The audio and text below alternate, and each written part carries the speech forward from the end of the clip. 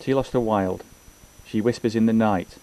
She beckons me to rise as the sun comes up over Simi, when molten gold becomes her restless sea.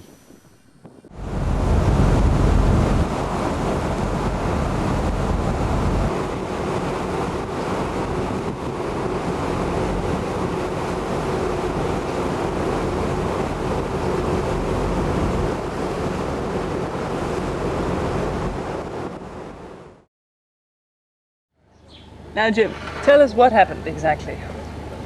Well, when I got here on the Good Friday, I went for a walk in the hills here, and I came back in the evening and I met Bill and Dill, and I was chatting away, and I was explaining to them what I had planned to do. I was planning to do this 5-day trek around the island, and they said, "Oh, well, Ian Smith might be interested in that. He's a keen walker and he's kind of on his own, a bit of a loose end, nothing to do." So I said, "Well, give him my phone number and we'll get in touch, and we'll take it from there." So we arranged to meet down here on the Monday morning.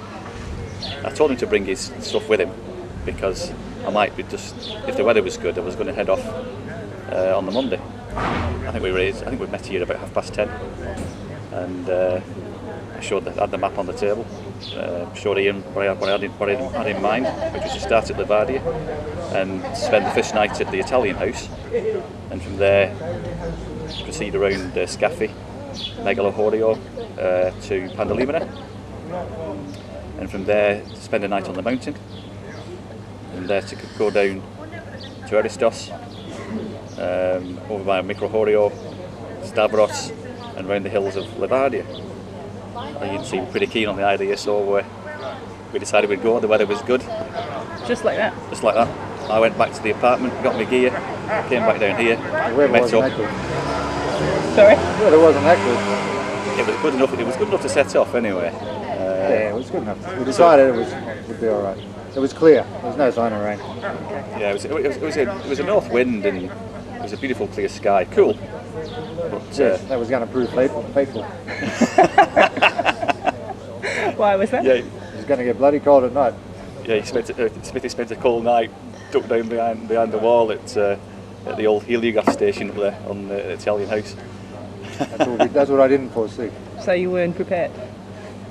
I was a bit underdone for clothes. And you were just willing to walk off with this guy whom you had never met before? Yeah, I met him before. Yeah, we met briefly the year before, hadn't we? Yeah, Ian Fulton introduced us, yeah. Okay, so you knew what you were into. So I knew who you were. Or anything like that. No, Ian. He said he's not a mass murderer. Solid credentials. He just had this uncanny habit of walking up ridges and along ridges and... Yes, that would prove faithful. Faithful too. Well, we had different ideas of what constituted a good walk. Yeah. And a good ridge. His idea was to take the ridge, my idea was to take a slower, lower path. Lower path, yeah. Okay. So to the ridge crest, it's a much surer footing because it's solid rock you're on rather than loose scree on a steep slope. So that's the idea behind it, just go up. Yeah, go to the 6th ridge. Yeah. And that really there you don't fall down. That's right. Okay. I mean, that was really the plan of doing the trek, was to stick as much as possible to the mountain ridges. They were the ridge lines, were the lines of the walk. Yeah. Essentially follow the ridge lines. Okay.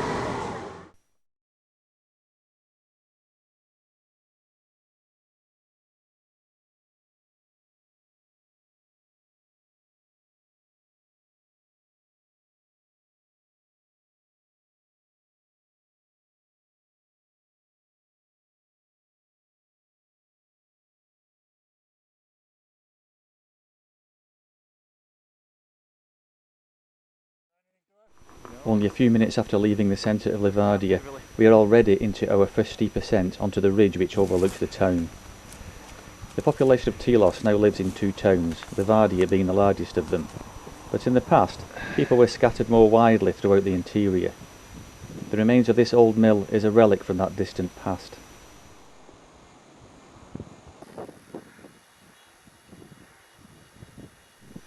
On this first low ridge we are introduced to the rough mountain terrain which predominates throughout the island, a habitat which supports a surprising variety of flora. These holy orchids are one of the floral delights on display in the spring.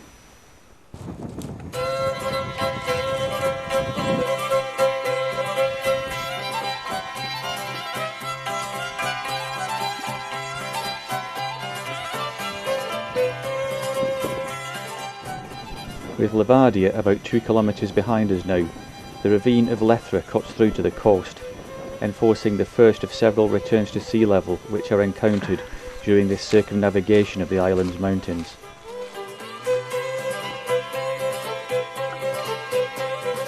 What is it you're eating? Petsamadia. It's a barley bread. Twice baked barley bread. Bloody hard.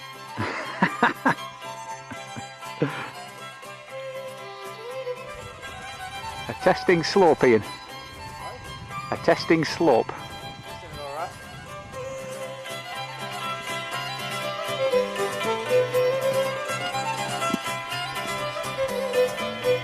Just reviewing progress so far.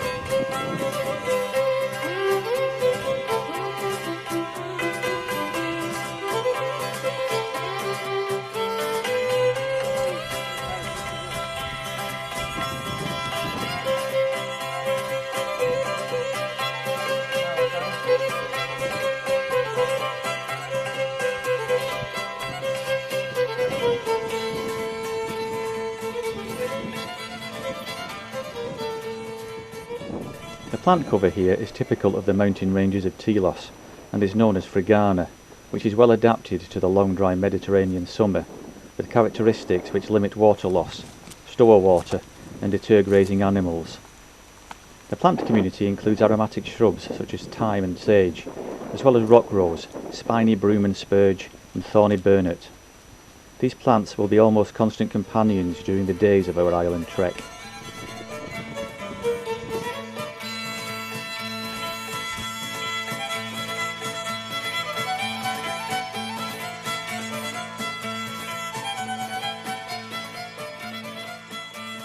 Right, we are here, Mount Olympus. The summit is a strategic location overlooking not only Tilos but other nearby islands. For this reason it was chosen by the Italians during their period of occupation as the site for a heliograph signalling station. I put up my tent on the terrace in front of the old house. Smithy sets up his bivouac in the open inside the wall of the old heliograph station, and then we settle down to watch the sunset.